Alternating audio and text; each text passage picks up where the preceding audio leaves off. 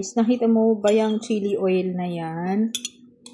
Siyempre, masasarap yung ating hofan. Ayan na yan guys, yung ating hofan. Kung meron tayong chili oil guys.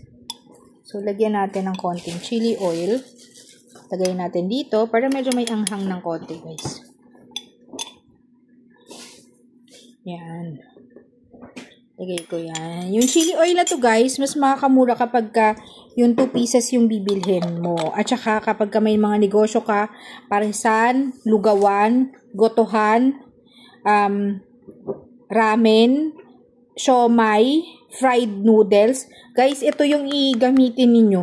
Paulit-ulit yung mga customer, mababalik-balikan kayo sa sobrang sarap niya. At saka mabango pa po siya. At saka sa fried rice guys, ang sarap nito, promise. So, ilagay ko to sa yellow basket guys ha. Ilalagay ko to sa ating hofan para may konting anghang. Ayan. May konting anghang guys. Yung gusto natin ng konting anghang. Yes. Lagay natin yan sa hofan guys natin na ginawa. So, yan. Yun lang.